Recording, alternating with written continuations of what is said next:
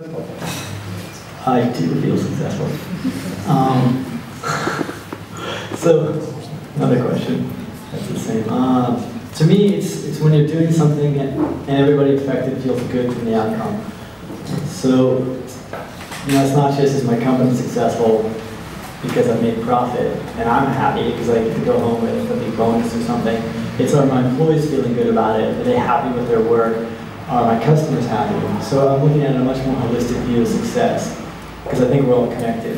How I treat the environment and my customers, my employees, and myself, when whatever I'm doing results in all three of us, these groups, feeling good, that to me is real holistic success, like lasting success that you can sit there and say, yeah, that was really good. I'm going to pat myself on the back and have a cookie and a beer. So why do you feel successful? Well, in professional life, my companies have been so far successful. I mean, I've had failures too, but lately they've been successful in that my employees seem to be, I could be wrong, everybody seems to think that their employees are happy. But it seems like my employees are really happy. In my previous company, we had consultants come in and do these anonymous questionnaires and interviews, which nobody knows your name. And the results were really good. We won some Best Employer awards. I feel pretty good that I'm having fun at work, and I feel like my customers are all recommending me to other customers. In fact, that's my #1 way of getting sales leads is through existing customers. So obviously the customers are happy. I'm feeling happy because the business is growing, and the employees, our attrition, we've lost one person in 3 years. Resigned. So 3.5 years. So to me, that's pretty successful with only one person left. And that's pretty cool. And then socially, I feel amazingly happy about teaching at the university. I'm really successful because my attendance is actually attendance. Like people come to class, which is kind of rare from what I hear from some other students and professors.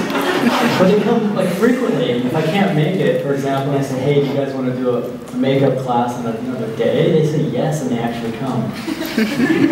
So I feel like maybe they want to hear what I'm saying, and even if just a few students believe it and then act on it and do something about that, that's pretty successful. I don't know, so I feel really good about that. I feel like I'm giving back a little bit. So yeah, that's why.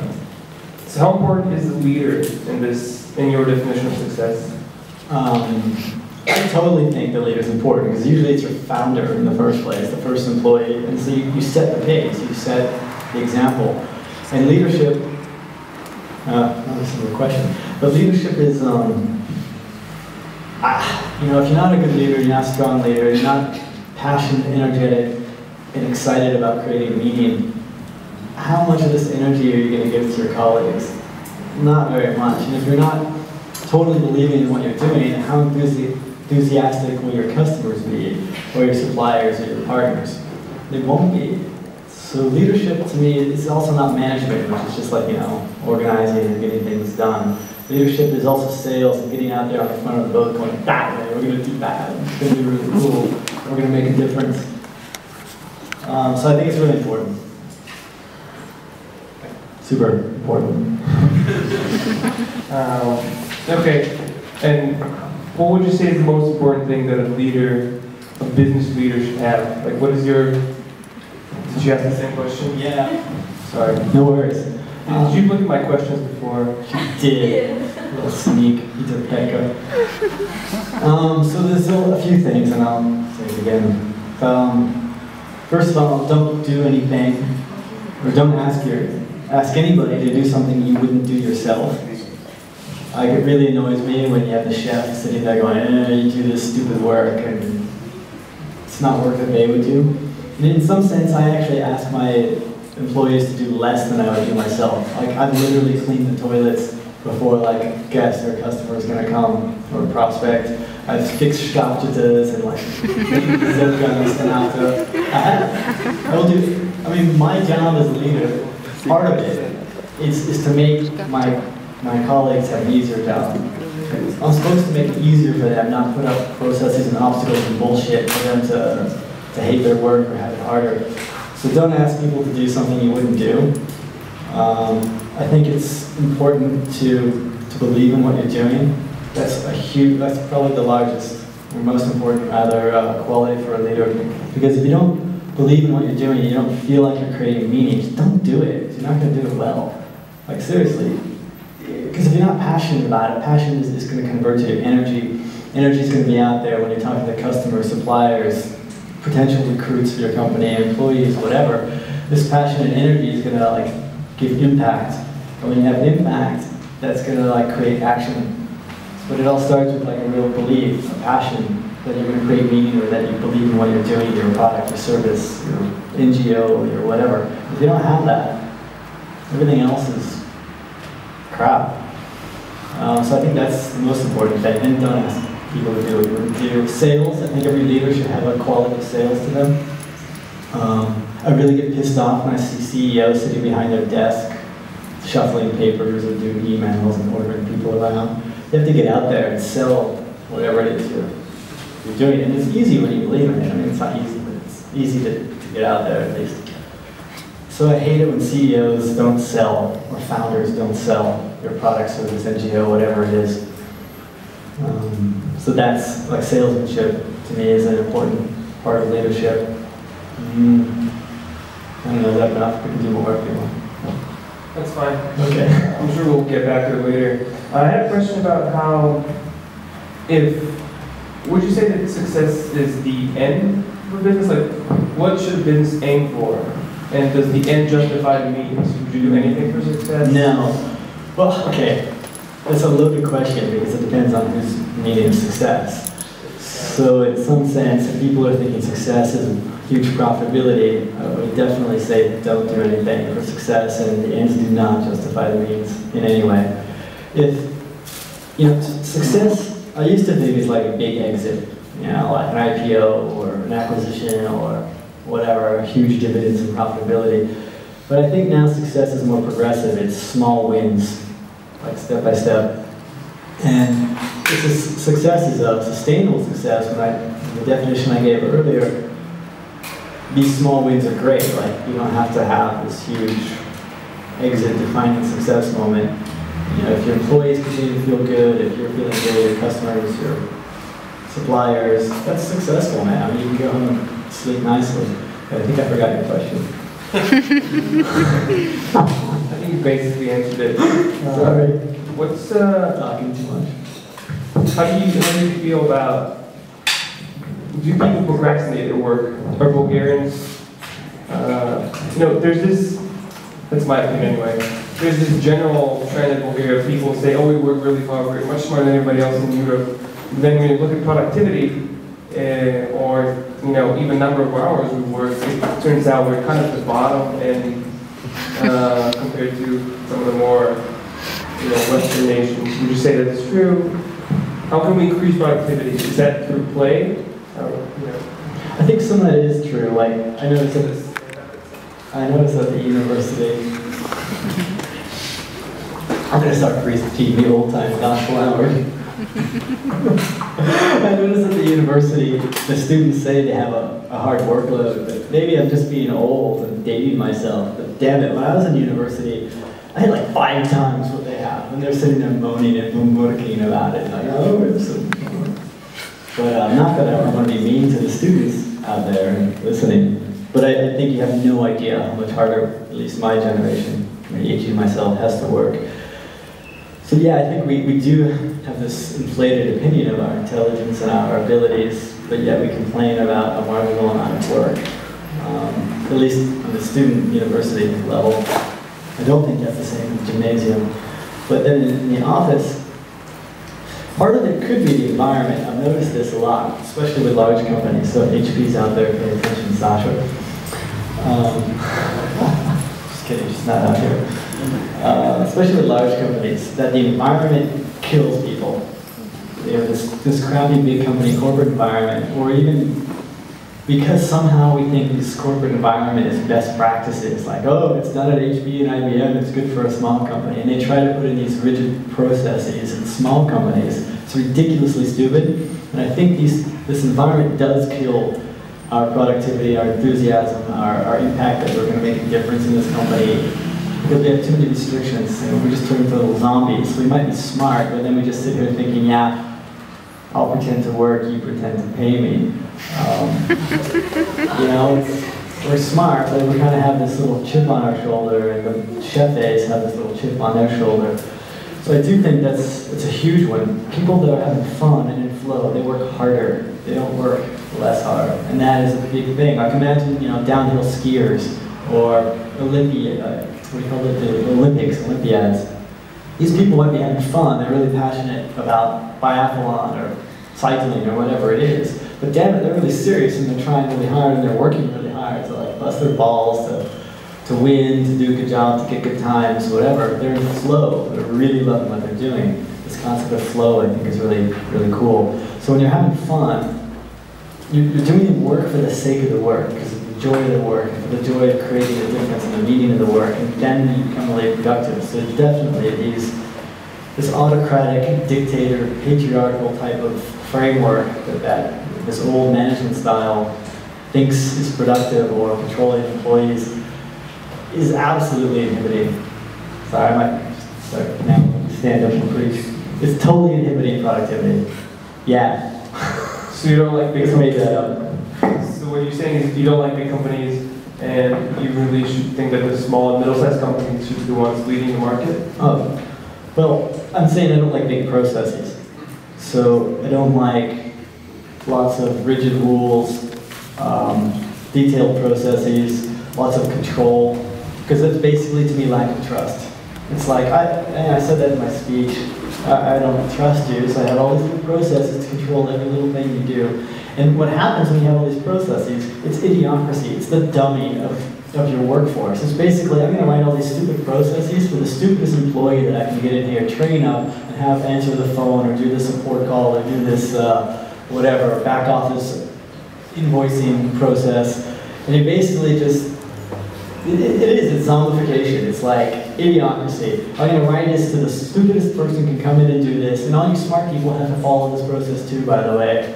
So what do we end up doing? We end up sort of like doing it our own way, but hiding that because we didn't follow the process. And yeah, big companies are idiotic because they need to have a certain amount of employees to do this, you know, to fill this magic number of whatever.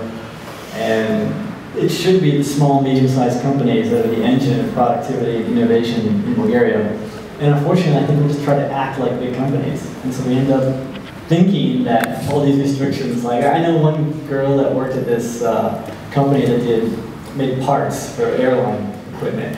And you know, she had to be exactly in there at 8:45. She got a 15-minute break between 10:30 and 10:45. She wasn't allowed to leave the premises though. They ate at exactly, whatever, 12 to 12:45. They delivered airline food to them. You know, yeah, and they were supposed to eat the airline meals. You know, all this crap, and they thought they were like, you know, they couldn't use Skype, they couldn't use personal phone calls, whatever. And I hear so many stories like that. It's just stupid. How productive is she? I mean, come on. What, because HP does that? In all of this, we change. Does anybody here work for HP? By the way, I told her the same thing in Warsaw, though. She knows how I feel. I like Sasha. Can all of this be changed through play? Can you basically give a 5-minute spiel on play, as you did in TEDx? Why is play important? Why is play part of, you know, corporate life? Maybe have to stand up. Well, come on, guys. We can learn a lot from our kids. Where you see them running around, they're fearless, right? They're trying stuff, which now we're afraid to do. Like, we see them climb a tree, and we're like, oh, don't climb the tree, you're gonna fall. Or, you know, don't put your feet in the water, you're gonna get in a stinker. Don't do this, don't do that. Kids are fearless, and they just go and try stuff. They do. And, you know, don't be a photographer, you're gonna fail. All this stuff. Don't. But the kids themselves are like, what are you talking about? I want to go explore, do, try. And also they have this amazing imagination. Like they walk around and clouds or castles in the sky, and crochet sticks become swords, sabers. You know, and trees become giants and all this cool stuff. So they have imagination, they have fearlessness. It's built into them, right? They have to go wander, explore, and have fun. They have teamwork, like they'll just magically, I mean, they have sales. You ever seen kids like, hey, Steve, I like soccer. And you're like, you like soccer? Like, oh, let's be best friends. They like that. It's like, oh, you got black shoes, you got my best friends. My new best friend. So they're also, they have this like innate salesmanship in them. They have all these cool qualities, and then they go to school. And we just try out of it. We do. No, don't ask your own questions that go off in that direction. You have to memorize and learn this for our state exam. You know, so you have all this play, which is like a raw material for productivity, for innovation, for finding new things, for social networking, for making connections, for doing sales, for learning how to get out there and, I don't know, you know, find cool new products, services, business models. They go to this school here, this gymnasium, and they go to our university, and then they get into these stupid little companies trying to act like big companies. And how motivated do they feel? Do they feel like they're making meaning and impact in their job? No, they feel like they're getting bribed. They're paid a 500 lev or 1,000 lev or 5,000 lev salary or whatever it is to just like do exactly what they're told. It's a bribe. It's not like they're not working for the sake of work, but if you start saying, hey, you know what, we're a little community, we're a little society, we're a little group that wants to create meaning. I want to make a product that's going to impact Bulgaria, put Bulgaria on the map and be internationally recognized, and I want to make a huge impact and make this the coolest place to work and offer better salaries than HP and IBM so that we get the best people and there's not brain drains sucked out to HP. And I believe that. My colleagues are going to believe that. It's infectious. You know, if I don't put all these restrictions on them, I say, hey, you know what, I'm hiring you, Vladimir, because I like you, you're smart, you're good, you're a professional, you're fun. So I don't give a shit if you come in at 9 or 9:30 or 10, or you know, if you drop your kid off at school. Okay, maybe I'm in services, so it's a little easier this way. But I think this can be replicated even in call centers somehow. But you know, by saying, I'm going to give you freedom, is saying, I trust you. Trust is intimately, I think, important in play and fun. So I'm saying, hey, I trust you to be responsible and do the right thing. And he's going to do that. And his team is going to do that, and the customer is going to love it because they're going to be happy. They're going to be working because they want to work. Okay, sure, you have to pay some, you have to eat, right? So I have to pay them. But they also want to work there. This is why we don't have high attrition. And this is why if the customer has an issue on a Saturday and says, I'm in trouble, Vladimir is going to be much more likely to be like, you know what, I'm going to help out. I'm going to get on my laptop, connect via VPN, talk to you for an hour, work through the problem, whatever it is. Because they can see the results of their work. They know they're making the customer happy. They know they're making an impact. They're not forced to do it. I'm not bribing them to do it, really. They have a sense of purpose, and they also know that they're gaining sort of like skills as well. Like if they come and have ideas, suggestions, they can make a difference. They can be part of the strategy of the company. They're making meaning, and I think that's really important. So without play, the sense of, I mean, play is a lot of things. Like it's spontaneous, fine, but it's got trust in there. It's not having too much control. It's letting people do what they need to do to get in the groove, like to get into that flow. It's totally massively important, and when we try to take that away, what's the result? Like I said in my speech, the result is just depression. You're sitting there because you have to sit there, you don't really want to be there, and yeah, you're getting paid, okay, fine, and you're doing the minimal amount of work necessary to not get in trouble. And maybe every once in a while, when it's time for promotion, you might work a little harder for a month to get noticed. But, you know, so I don't know if that was 5 minutes on play or not. That was great. And we're going to get back to some of the topics you raised about motivation, but I just want to ask a little more about play. And do you think that people can be taught that work is, in fact, play? And why, if this is more productive, why haven't managers done that yet? Is it just trust? Can we change this here? Totally, we can change it, and I think I've seen a lot of companies where they are changing it. Like, I've heard, I haven't been to Televic, you know, I've heard really good things about Televic. It's another software company. I've had friends telling me at their companies it's also really fun and different. I think the younger generation understands that Machiavellian control isn't productive. Gosh, I just schmuck something. What was the first part of the question? Can people be taught to believe that work is play? Totally. So if you do it right, you know, you're actually not working. Okay, there's always going to be something you don't want to do, like I don't want to clean the bathroom. All right, we'll do it. I think I would love to measure it. So for example, here's a little idea I have. If any of you is a web developer, talk to me because I need some help with this. I want to do the happiness index. I want to do gross corporate happiness. So screw these companies like Monday and I don't know, all these HR consulting companies, KPMG Consulting and blah, blah, blah, HR, with all their little levers and matrices and bullshit about employee engagement and stuff. Here's what I want to do, like, no, it's crap, you know it's crap. Right. Does this work? Sure. Yeah. All right, I swear to God, there's going to be a serious measure on does play work. Is it efficacy? Okay, we can have more little sneakies, but I want to do like this. Whatever. A really angry face.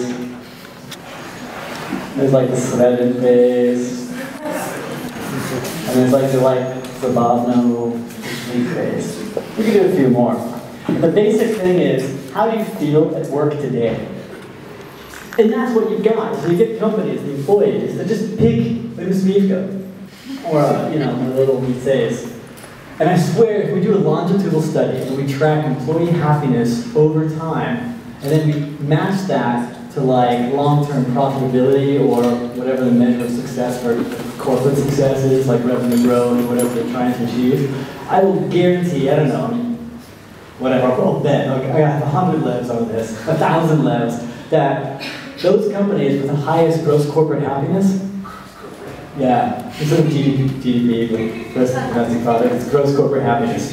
Yeah, it's my GCH study. So I don't think it's that difficult. We need people to be able to do it anonymously, register with a company like IBM or HP or whatever, somehow with an email, and then do the GCH thing every week. And I think those with the highest gross corporate happiness will also trend the highest in whatever their corporate success is. Is it revenue growth, customer acquisition growth, profitability, lower attrition if you're a call center perhaps, productivity measures. So I think A, it's achievable. B, we could prove it if companies were willing. Even if they weren't willing, we could make a Facebook page or something like this, and companies just couldn't stop people from registering and doing their GCH test every week. I think it'd be a really subversive, interesting thing to do to say, hey, you know what? The year's winner for GCH is X, and corporate results are Y, and there's a nice correlation, and you can probably do a lot of correlations both ways. So one, I think we need examples of success of how play creates productivity. And if we can get those and illustrate them, everybody else is going to be like, oh, kind of it does work. Maybe I'm wrong. And one of your questions is, parts of that question is really important. It's like, why are we doing this? Because we're taught in this old bullshit industrial revolution method that these are the things that work. I went to my little MBA for my Master's in Business Administration, and we're taught this. And I don't know why, because this school system and this learning criteria was geared for the Industrial Revolution, when it was like, how do we create more skilled workers or even unskilled workers who can work on the assembly line and do this, or change the gumi or whatever it was. And these aren't skills for a globalized modern world. Today it's different sets of challenges. But we're taught this. We're taught it, and we see it in big companies. And we see big companies have successful profits because they make these short-term decisions and do this Machiavellian crap to their employees and don't care about turnover or real environmental impact or social impact. They just care about profit. But we just see that, oh, they have lots of money, they're successful. That must be a success. I have to replicate this. This is what I'm taught in my MBA, which hasn't been changed in 50 years. And I think we just have this ingrained, old, archaic view, and it's hard to drive it out of our heads. So we need to see examples. I mean, come on, what is Silicon Valley? Is it not one of the most successful innovation areas in the world? It's the one. You know, these people are trying to change meaning and come up with different ideas and change this, challenge assumptions and all this stuff. And it's wildly successful. I mean, sure, you have a lot of elements making that successful: government support, education support, corporate support, finance support, whatever. But these people aren't sitting there thinking, I've been told this and I learned this in school, I should just do a business doing exactly that. They're not. But they're recognizing that there are better ways, that the Earth, planet, our society hasn't stayed the same since 1856. I mean, we're just too stupid to realize it because it's just drilled into our head. Sorry. I get really passionate about that. How much time have we had? Oh, looks plenty of time. So let's say that play does permeate society and the workforce, and people believe in it and they start doing it. Would you say that this can replace the need for a team leader, the one that supervises? In other words, can we supervise ourselves through that? Wouldn't that be too much freedom, maybe? Good question. Someone at this HR conference in Varna asked me that similar question over dinner. And he said, how much time do you spend managing? And I thought about it for a second, and honestly, I don't spend much time managing at all. Maybe too little, even, because sometimes my office manager will call me and be like, Steve, where have you been? We miss you. Not in a bad way, but in like, you haven't been around, man. You're this leader, right? So, I think you still might have a team leader because ultimately, it's the team leader whose job it is to help everybody else and take the crap when there's failure. So one of my big things is, oh wow, look at this.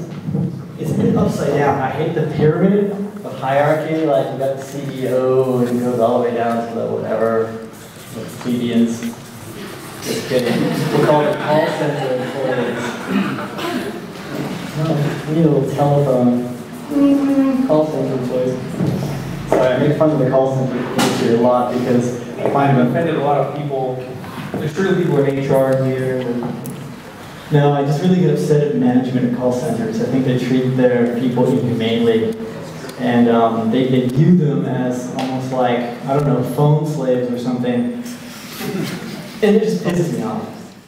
We're talking about equity. So, let me go back a step. I basically think you can't do anything good alone.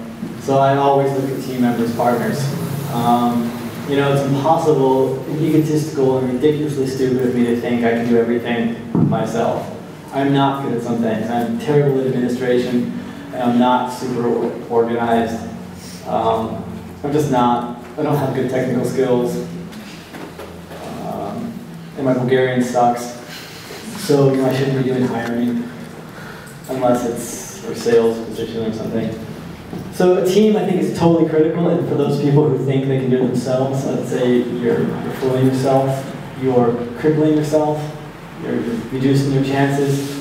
For those people that think like their idea is so secret, they shouldn't tell anybody, it's idiotic. I will guarantee you there's 10 other people with the exact same super secret idea, unless maybe you're like this neurobiologist on cutting edge research funded by IBM Lab somewhere, doing some insanely rocket science stuff. Everyone has your idea. So don't be afraid to share your idea. They do, I swear to God they have your idea. So a team is critical because you need support. I mean, I couldn't be successful without a team. I know I do everything better with a team. Even sales pisses me off because the classic model of sales is, I mean, I love sales, but the HR compensation models for sales piss me off. Classic is, well, commissions. And what they really do, especially big companies, is they overhire salespeople for the market. So if they need actually 10 people, they'll hire 13 because they want them to fight even harder for those customers and have this internal sales competitions. And it's all about commission, commission, commission. And instead of working together, they're actually trying to like beat each other out for customers. And it's just insanely stupid. It's so dumb because I know, for example, whenever I'm doing a sale, if I bring in my tech pre-sales guy, if I bring in some of my partners, if I bring in a developer, and we do the calls and we work on the proposals together and we nurture the leads together, I am like 5 times more likely to succeed. So if I have to just sit out there and be individual, anything from sales to management to operations of the company, I'm just handicapping myself. And for what? Because I'm afraid someone else is going to steal my idea, or I'm not going to trust them, or or what. I want all the control of myself. It's just idiotic, frankly. And then the question of, so have a team. What that magic number is, let's say 2 to 4 people is good for founders. How do you choose them? Wait 1 second, and the difference between a founder and then a partner, you can bring on a partner and give them options of equity. You know, so founders usually have vested equity from the beginning, so there's 4 of us, we had 25% each, right? But if you want just 2 people, but you're not good at sales, so like there's a research person and an operations person, they don't have a salesperson, but you brought them on 6 months later, they don't necessarily have to have found invested equity. You can say, okay, you're a partner, we're going to share everything with you, you're on the board or whatever, or in every management meeting, they're going to get options which vest over 4 years. But you're still acting as a partner, and they might even have the same amount of vesting when they're fully vested as you do, shares. And you might dilute your own. So it's a slight difference. And I think founder vesting or partner vesting is hugely important. Sorry, what was your question? How do you decide who to start a business with? I look for people that are smarter than me. No, I'm serious. So, I mean, come on, I will work with people that are dumber than you. So you can feel good about yourself. So I look for people that are smarter than me. I look for people that will challenge me, that are good at what I'm not good at. You know, so we're complementary. So for example, at my work, there's Alex, who's the total geek, like uber smart programmer guy. He's our sort of uber smart programmer guy. There's me, who's more sales, marketing kind of guy. Like I like sales and marketing and whatever, going to new customers. There's Angel, who's the operations guy, loves operations and that kind of stuff. And there's Pete, who's the finance guy, right? So I complimented, we all complimented our skills. So know what you're good at or you're not good at, admit it. You can't do everything, you're just gonna pull yourself back, get 2 to 4 founders. If you have just 1 or 2 founders, maybe bring on a partner, but treat them as an equal and give them options at best. Yeah. Total recipe for success. Total recipe for How do you decide when it's time for a new business?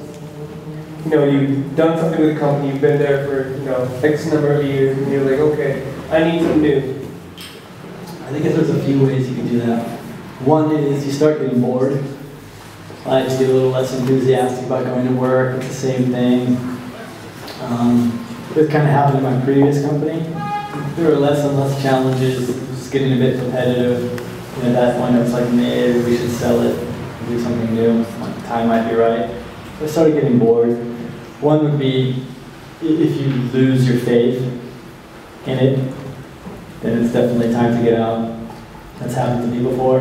I've been working at a job and I just sort of lost my mojo for it.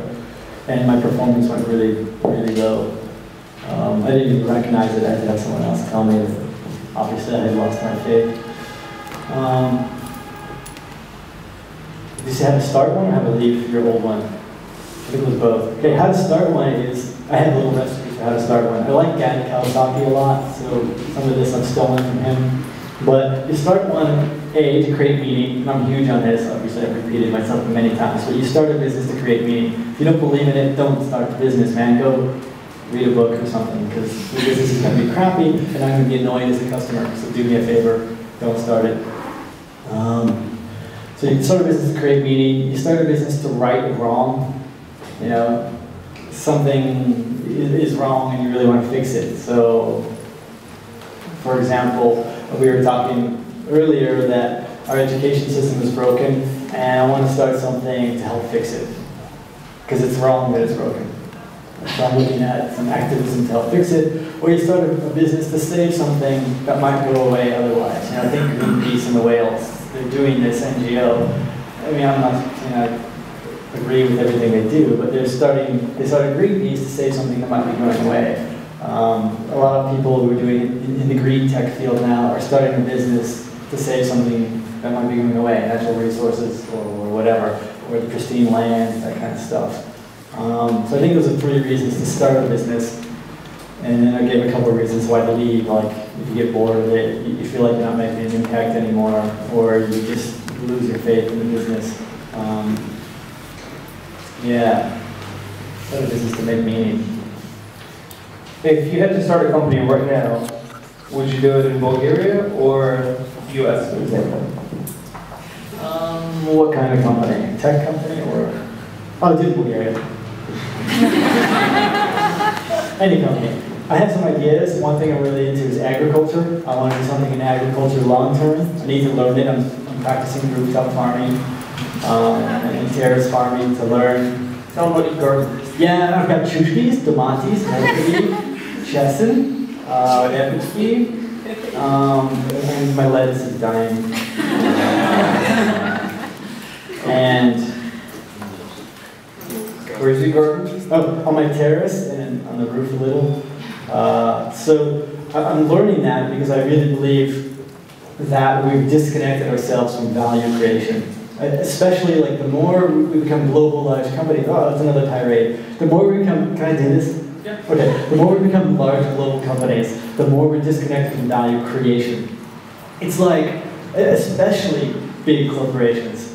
When we make these decisions over here, having no idea what's going on over here. And I'll give you this really good example. I was in Warsaw with Sasha from the HP people at this conference of McKinsey consultants. You guys know McKinsey? They're like, oh, we're so great, we're McKinsey. Dude, this guy's sitting out there, I kid you not, shit you not, this is real. I'm sitting there in the back, and I'm dying. So this guy's like, we're going to talk about best practices in call center and development centers. And he's like, got this big map on the board. He's like, we always recommend each company have 2 development or call centers in every geographic region. This is for good risk management. Look what's happening in Libya, Yemen, Syria, Tunisia, and Egypt. You're having these revolutions.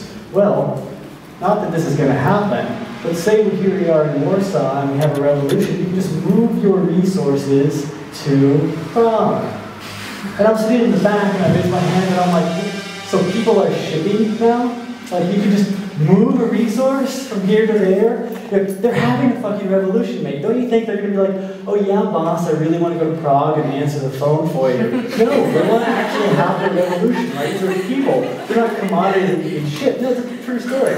And I'm like, it's blowing my mind. Later, another dude from McKinsey gets up and he's like, we have interviewed 26,000 companies. And he started putting up these like slides with all these data points and graphs. And we're going to deliver to you the 8 levers, little mechanisms for customer satisfaction, which is a word I hate anyway, customer satisfaction. It should be customer happiness, but anyway. And then he's like going through all these levers and zillions of data points and everything. And there's the 8. And again, I'm this guy in the back and I raise my hand, knowing they're never going to invite me again. And I'm like, mate, of all these levers of customer satisfaction, don't you think one of them should be employee happiness? Because especially in call centers, like you're talking about, if the employee's happy and he answers the phone, most likely he's going to want to do a better job, and the customer's going to be happier, and they're going to want to solve the problem better and feel good about this. And the guy was like, no, we didn't look at that. And I'm sure that's kind of important in somewhere there. This is what he did. And I sat there and I'm like, how the fuck did we get to this point? You know, you've got this large HP company headquartered in Palo Alto with a regional headquarters in Vienna and another HR hub here in Bulgaria, and then they're consulted by these McKinsey guys somewhere over here, and they've got no fucking idea anymore what's going on. They don't. They don't understand value creation, what's going on the floor, and they just have these processes to mediate communication and humanity. It's wrong. And so something about the farming is like, we're now dreaming about being investment bankers or consultants or whatever, and we don't know how to create stuff anymore. I mean, what does an investment banker really do? They sit on their fat ass at a desk, trading and hedging commodities and oil just to make it more expensive for me to buy benzene. I mean, it's just stupid. Like, what do you really do? You know, like, what have you made lately, asshole? So, I'm sober. So to me, the farming is about reconnecting with creating. Like making stuff, and even like taking my kids or colleagues or myself to help on the farm once a month to say, oh, carrots don't come from a plastic bag with a bunny on it, they actually come from the ground. This is how you make something.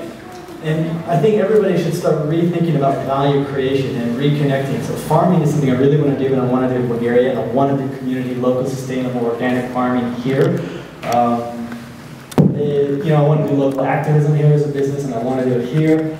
I'm doing a tech company, and I'm doing it here. It is hard, especially because there's no VC community here. That is a huge hurdle to success for a technology company, especially a product company. If you're outsourcing, okay, that's one thing, but if you're trying to make a product, it's been my biggest hurdle. Anyway, so yes, I want to do it here.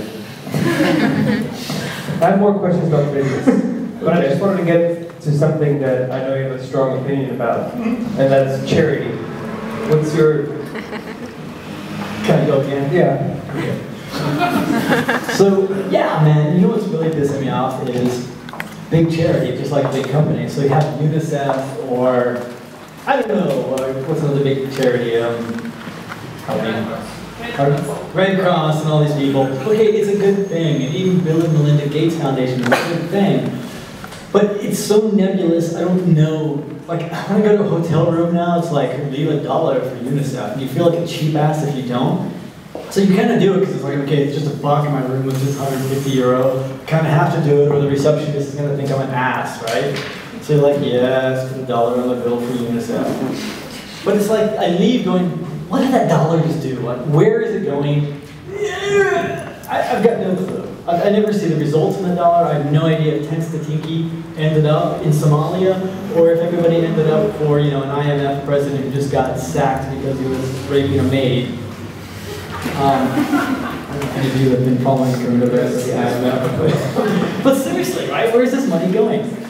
So I'm really big on local activism, and one of the things that's also very pissing me off lately is I walk around and I live in my little, these guys are talking about what's going on in the IMF now. The ex-IMF guy, he got busted, he was trying to rape a maid in his hotel room, and it's ridiculously stupid, right? So, anyway, she's okay. So, Red Cross, all these guys, yeah. Oh, thank you. I'm looking around, like, at the schools. It's annoying me, and we talked about this, that everyone's like, oh, our school system is crap, public school system. I have to send my kid to ESPA, or Doris Kennedy, or the Anglo-American whatever, in the English Academy, whatever, which is like, 40,000 levs, or God knows how much, or ESPA for 8 or 10,000 levs, and all this stuff. Where it's like, well, gee guys, any of you who are parents, if we just took half of that bloody money that we're going to spend on ESPA or some other school, and donated it to our public schools, the boats rise for everybody. Like, okay, sure, not everybody can donate the same amount. If you take half the money you're going to spend on your stupid private school, or effort, or time, or resources, or skills, or whatever, and you donated it to your public school, everybody wins. And you save money long term, actually, because you've got 50 people donating the money, and the public schools are good, where you walk around and you see these people with these 1,000 lev kalichkas for their baby, right, with shock absorbers and stuff, bullshit. And there's like hundreds of them around the Zaima Park.